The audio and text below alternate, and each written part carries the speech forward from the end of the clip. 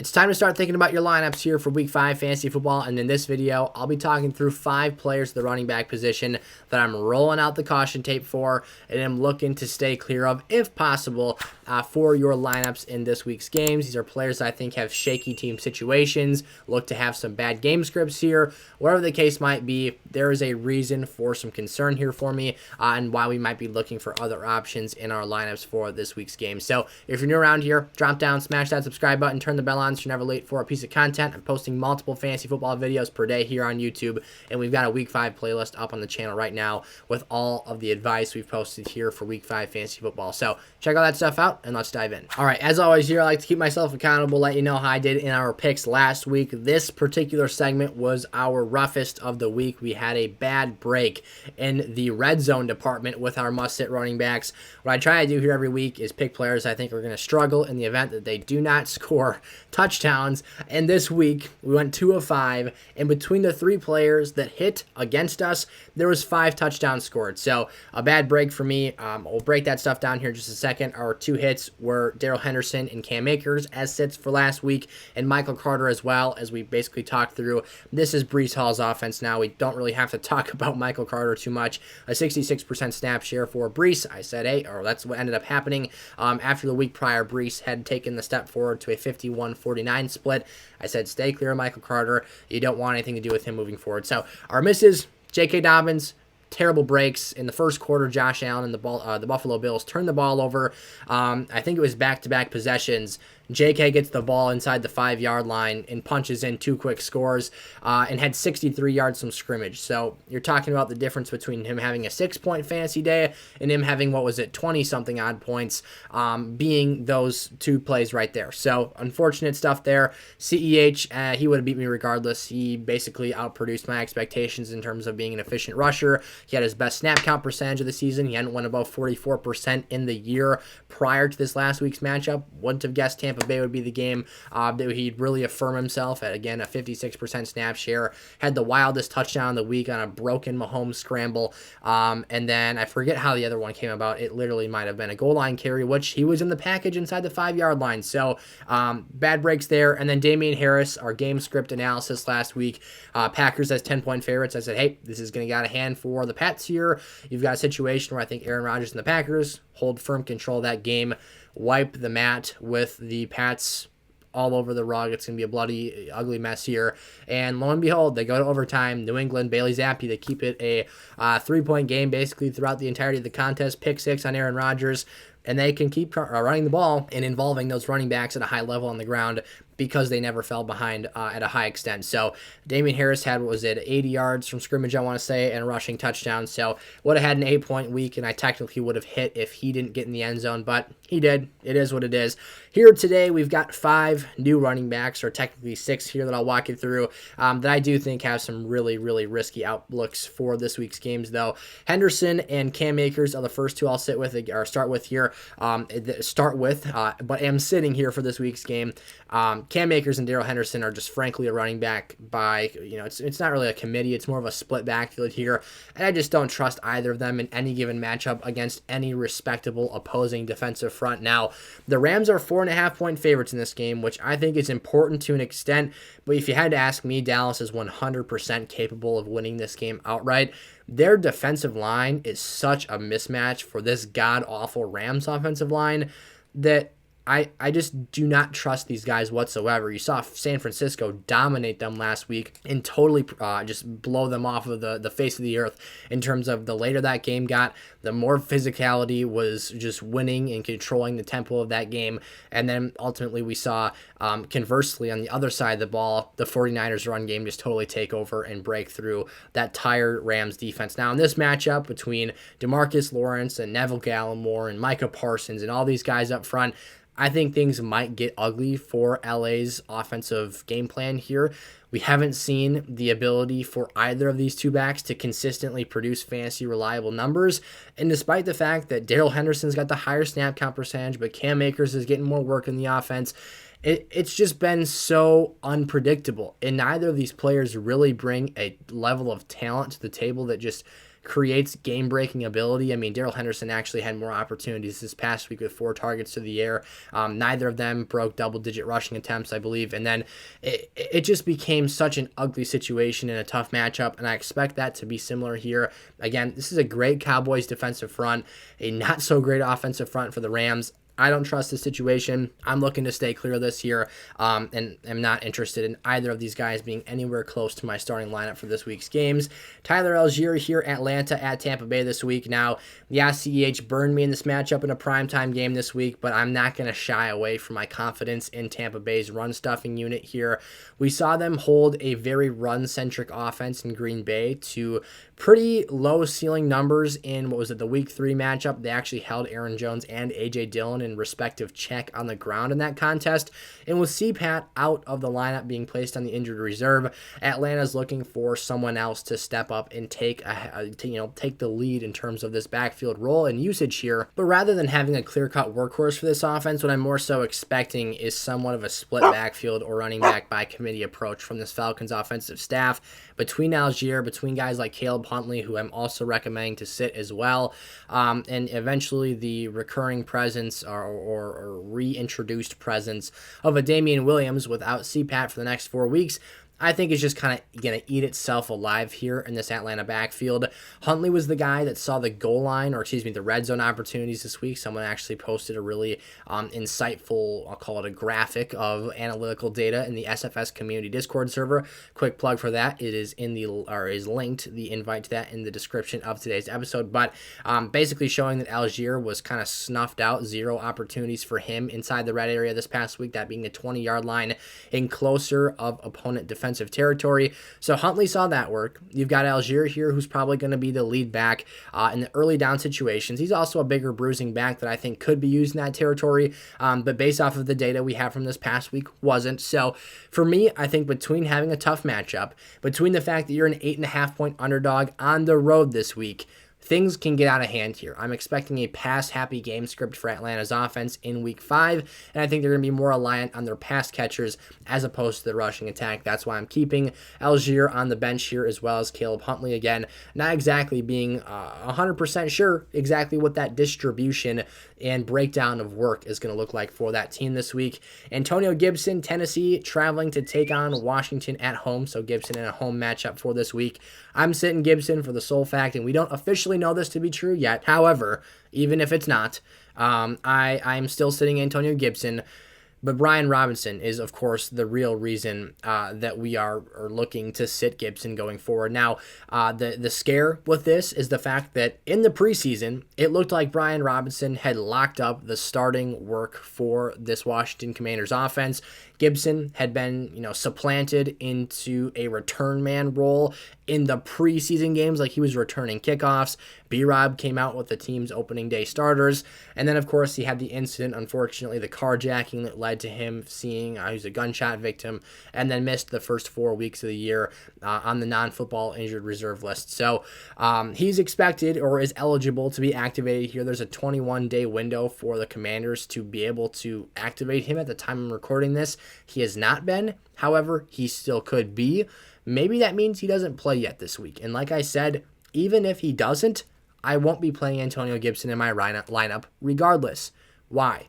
His snap count percentage as well as his fantasy point production has literally dropped every single week of the season. And despite that, he had 16 opportunities last week and still couldn't convert on them. So you just got unreliable play here. You're taking on a Tennessee team that, despite the fact that you've got just a 2.5-point underdog at home here for Washington, I think Tennessee is very primed and poised to win this game by a larger margin than that.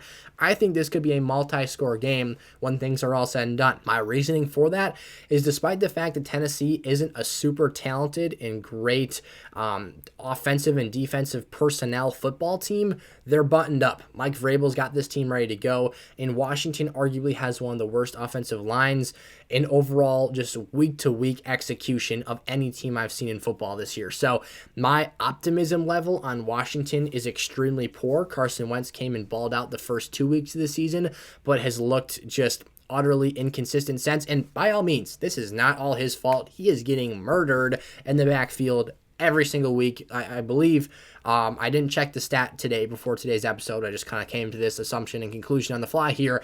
But heading into last week's game, I'm pretty sure he had been sacked more times than Joe Burrow.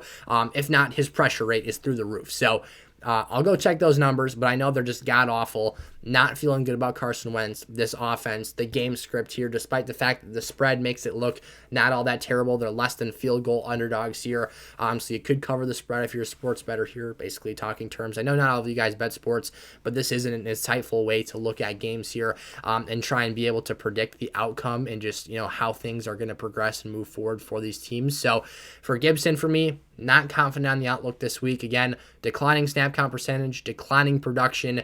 The opportunities have still been there and given weak, circumstances as they were in week 4, but the production has not followed. The efficiency has not been there. And the overall offensive output is just not something I feel good about for this team either. So James Conner here, getting into our really 2 big sit candidates for this week. The next one is an even more blockbuster bust.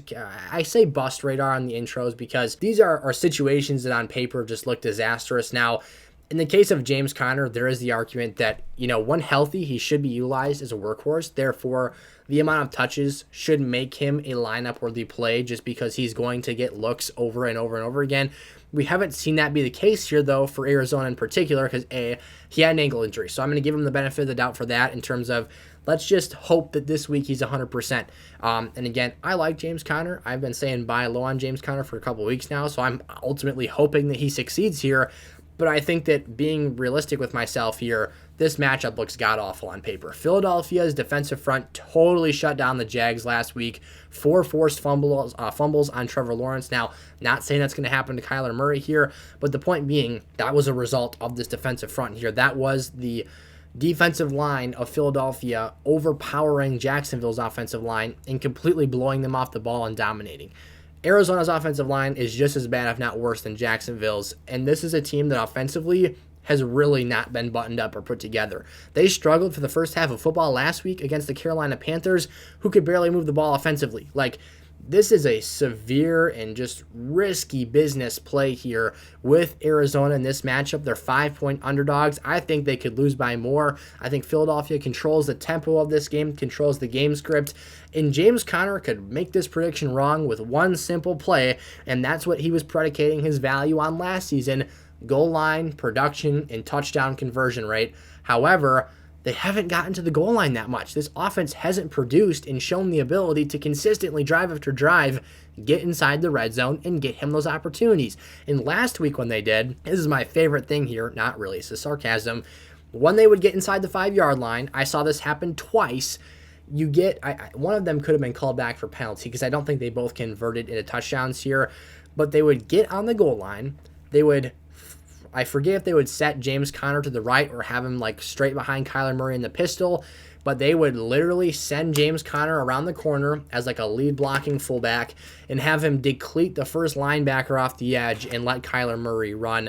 I'm not going to call it QB power because Kyler Murray is not making contact with anyone or running in between the guard and tackle here, but you had a situation where it's like a QB sweep to the right with Conner being the lead convoy blocker for Murray on this quarterback run play. So I love that for sure in the red zone, seeing my goal line running back, a very dynamic player, a guy, again, who we think of as a workhorse when healthy, being not the ball carrier, but the battering ram for, what do they call him? The toddler who stole his phone from his parents. So great stuff there. Totally love to see that.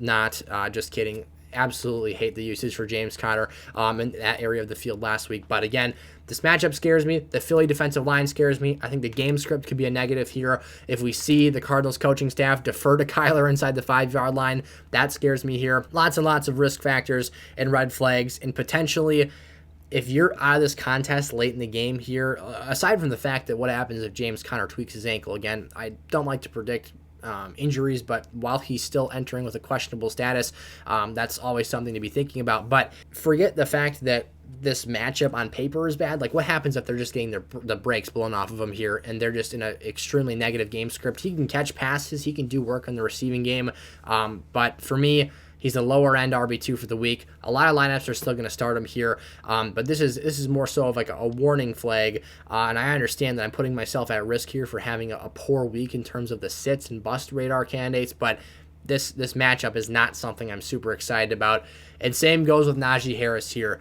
I know that realistically, no teams are going to be able to sit Najee Harris. You invested a late first or early second round pick into him, and it's going to be an absolute bugaboo to try and get him out of the starting lineup here. And not necessarily that, like I said, you're going to have the options to do so, but this has disaster just written all over it. This is a matchup that I think is going to be extremely hard-pressed to turn out in a positive fashion for Najee Harris, who has not scored more than 10.5 fantasy points in the first month of the NFL season. That is a problem. Najee Harris has scored a touchdown in 2 games this year and hasn't scored 11 fantasy points in a single game. This matchup is feeding their rookie quarterback, Kenny Pickett, to the Wolves, one of the best, most schematically sound defensive units in the entire NFL. They're asking Pickett in his first career start, last week wasn't a start, it was a halftime adjustment from Coach Tomlin, to toss him on out there and get him some game experience against the Jets. This is the real deal. A week of game planning for Kenny Pickett. Now, maybe they'll give him some vanilla defenses and soft coverages, and, I'll be wrong here. They'll march down the field and way outproduce themselves, but they're 14-point underdogs. That is 2 touchdowns. This game script is supposed to be tragically bad for the Pittsburgh Steelers. And for Najee Harris, who hasn't nearly had the same level of involvement in the receiving game this year as he did with Big Ben last season, who was basically a rotting corpse of an arm, just shoveling the ball to Harris every time he was under pressure so he didn't have to get hit again. That's going to be an issue. And we saw this happen last week, which is even more troubling for me. Kenny Pickett was airing the ball out.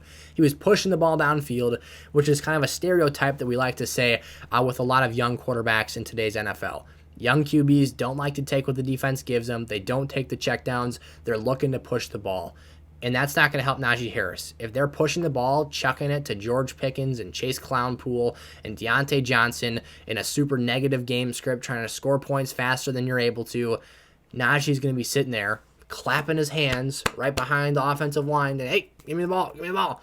And it might never come. So between the fact that the rushing involvement may not be very big here, the fact that he's got a 50% conversion ratio of touchdowns in games this year, 2 out of 4 games he's had touchdown in this season, and still hasn't scored more than 10.5 points, all red flags, all issues. I think right now, I said this earlier this week, I'm selling high on Najee Harris right now, or not even selling high, I'm just selling in general. You got a situation where I think a lot of people will view this Kenny Pickett transition as a positive. I personally think it could be a negative here, something to be concerned about, and a worry factor for going forward, especially in this game against a high-powered offense, a really competent defense. All bad news bear type, situations here. So to recap, Cam Akers and Darrell Henderson, Tyler Allgeier and Caleb Huntley, Antonio Gibson, James Conner, and Najee Harris are the bust radar players for Week 5 Fantasy Football. If you enjoyed, smash the like button. It helps me out a lot here. Subscribe if you're new to the SFS channel. I appreciate you guys and posting content every single day. And as always, I want to help you guys with your questions. So if you've got that stuff for me, put it down in the description of today's video, and I'm happy to help out. And I'll see you in the next one. Peace out.